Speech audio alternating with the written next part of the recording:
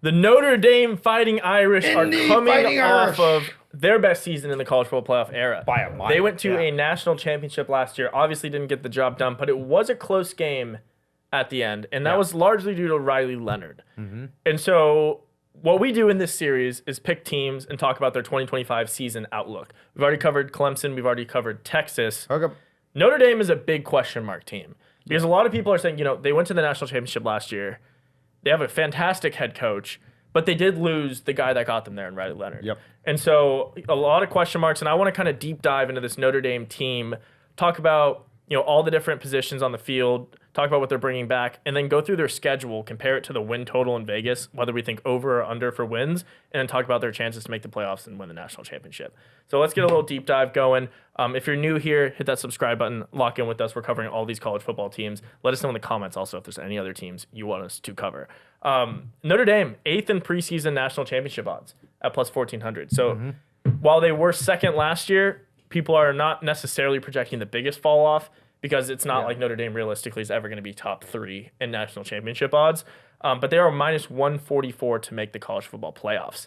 That makes perfect sense. Yeah, and we'll go through the schedule, and there'll be pretty obvious reasons as to why. Yeah. I want to dive into their team a little bit and their roster, and then Mike, I want to hear what you think about this team. CJ Carr, likely the starting quarterback, replacing Riley Leonard. Freshman. Steve Angeli transferred 1 week into the spring after the QB competition. A lot of people thought Steve Angeli was potentially the quarterback for next year. He came in the college football playoffs. I think it was against Georgia, right? When Riley Leonard was injured and went to the locker room. He led them down the field for a huge field goal that set them up to, go for the rest of the game. Then they returned the kick, for a touchdown to start the second half. But CJ Carr was a 6th overall QB prospect in 2024 quarterback class headlined by stars DJ Lagway, Julian Sand, and Dylan Raiola. Sat the bench last season, and he is heading into his first season of play. He was a 4-star, now heading into his second year in the league. The offense, obviously, though, is headlined by Jeremiah Love. Yeah. Jeremiah Love is the #1 running back prospect for the 2026 NFL Draft, according to Todd McShay and Mel Kiper, projected 17th overall. And we saw what he could do in the playoffs last year. I mean, you talk about one of your favorite, literally one of the coolest runs I think I've ever seen in my entire life. in the playoffs against Penn State. Yep. Yeah, where he bounced off 4 people. Yeah, 4 people, including And ran through Carter. one of the best defensive ends that we've seen. Yeah, no, Jeremiah Love is the real deal. And honestly, I think their offensive line is the real deal too. Notre Dame offensive line has always been a strong point for their team. They're bringing back quite a bit, and they're all extremely high recruits. I never have questions about this offensive line, and I think that's a huge help for CJ Carr. I agree. We don't know what CJ Carr is going to look like. Top recruits bust all the time, but behind an offensive line like Notre Dame has heading into next season, with a running back that is pretty consensus the #1 running back in football, you'd have to think it'd be a run-heavy offense that would give CJ Carr quite a bit of time and a decent amount of opportunities to make reads off of play action. But the concern I have with the offense is the wide receiver group. They're not fantastic. And last year they did step up in the playoffs with Greathouse and Bo Collins catching passes. They added a key transfer from Virginia and Malachi Fields, and Greathouse is coming back. But if you were to compare this wide receiver group, I think, to a lot of the other top teams, they would probably come up short. I think they're very middle of the road for pass catchers, so that might be a knock against CJ Carr as far as production goes. And then just to close it out here for my thoughts, I think their defense should be elite. They have top-end talent all over the field, especially at DB and safety, with one of the top one of the top safeties in the country, Devontae Smith, transferring from Alabama over to Notre Dame. So they have a lot of talent on defense. I think it's a good team, but there are quite a bit of question marks at the QB spot. Yeah. I mean, you actually hit one of my biggest points right on the nose, is that their offensive line is unreal. And, for pretty much most of the teams that we're going to talk about, because they're the most notable ones in college football, one of the biggest issues is offensive lines, and Notre Dame just being so consistent with that. Tyler's absolutely right. You can win football games with a good offensive line, a really good running game, and just a solid defense. And when You win a lot of games that way. Exactly. And when I was doing my research on Notre Dame, my mind the entire time was thinking 2023 Michigan.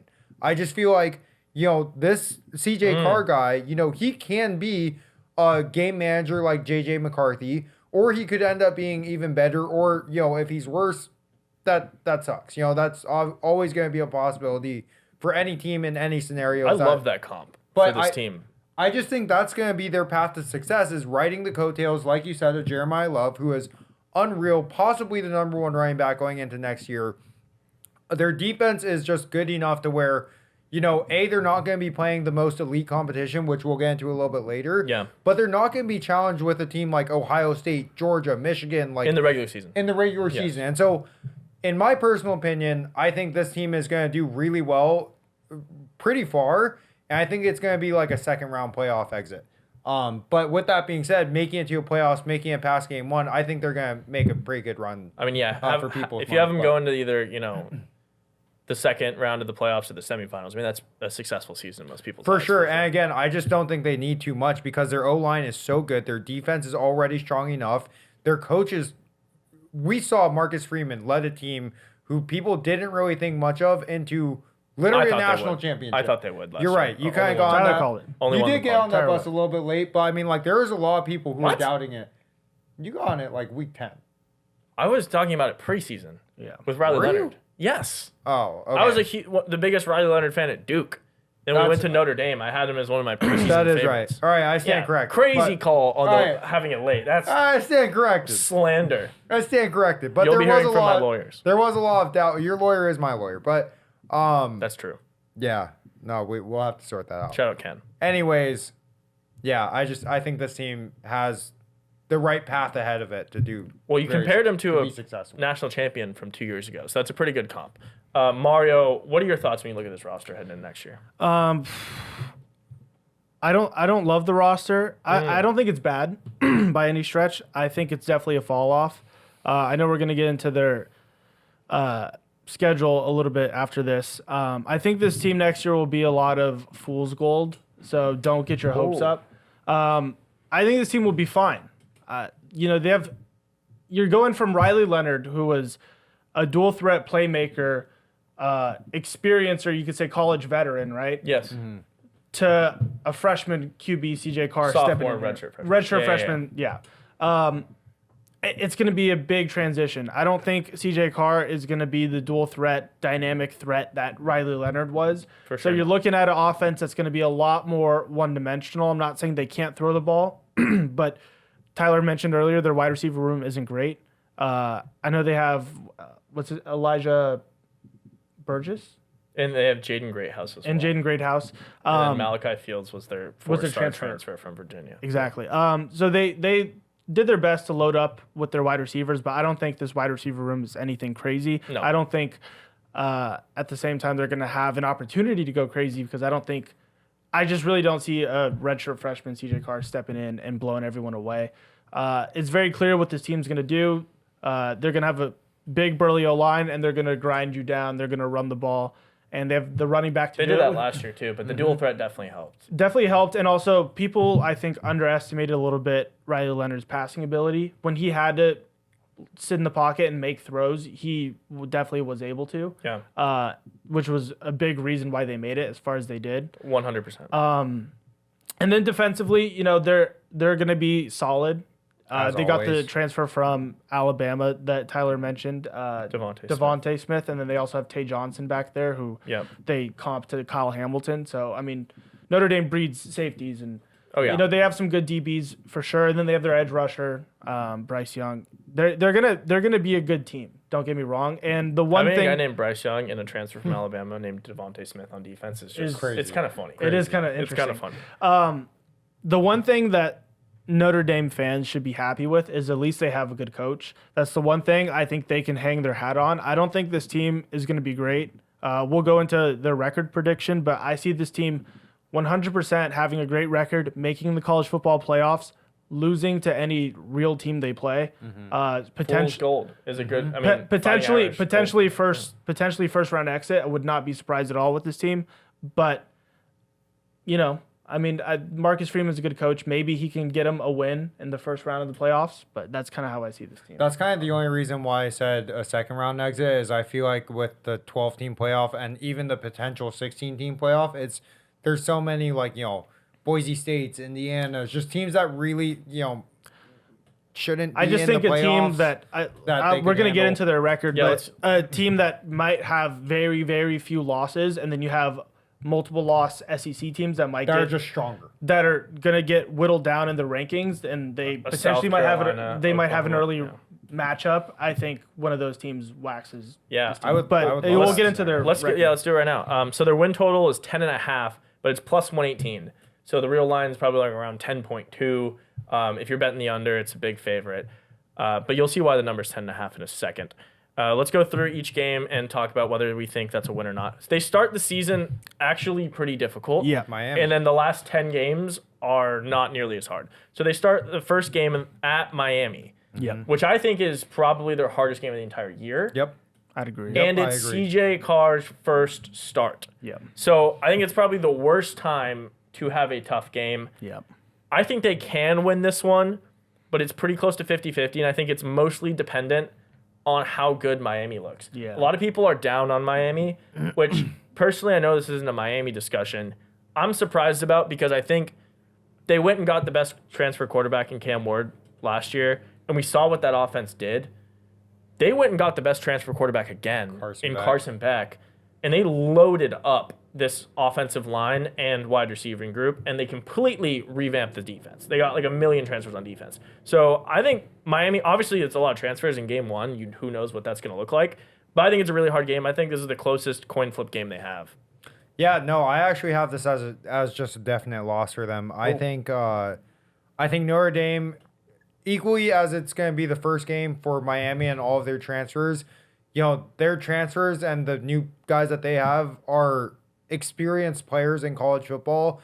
This, as Mario highlighted, is going to be CJ Carr's first game, or as Tyler highlighted, sorry, it's going to be CJ Carr's first game in college football, taking like an actual starting snap, not just filling in for a momentary, injury hiatus. I think the pressure's going to get to him. Also being at Miami away week one, just all the bells are going to be ringing in this guy's head. I don't know if they're going to be able to put it together, and so I have this as just an immediate loss. Yeah, one thing I think this just comes down to Miami's D line. Like teams are able to run all over Miami. I mean, they're going to run the ball. Jeremiah Love's going to get 30 carries this game. If he runs for 200 yards and 3 touchdowns, they'll probably win. But we'll see how good Miami's defense is. Yeah, I have this game being a coin flip. I don't think this is their hardest game.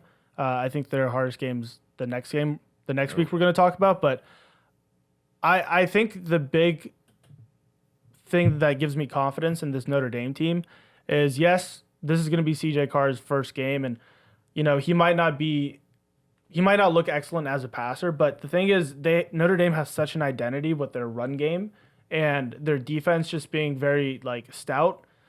I think it's going to be tough for Miami to slow down Notre Dame. I'm not saying that Notre Dame's going to go crazy with their offense and put up a ton of points, but just long, methodical drives, eat the clock away. I don't see this game being very high scoring, actually. I actually think that Notre Dame's defense will do a good job against Miami's offense.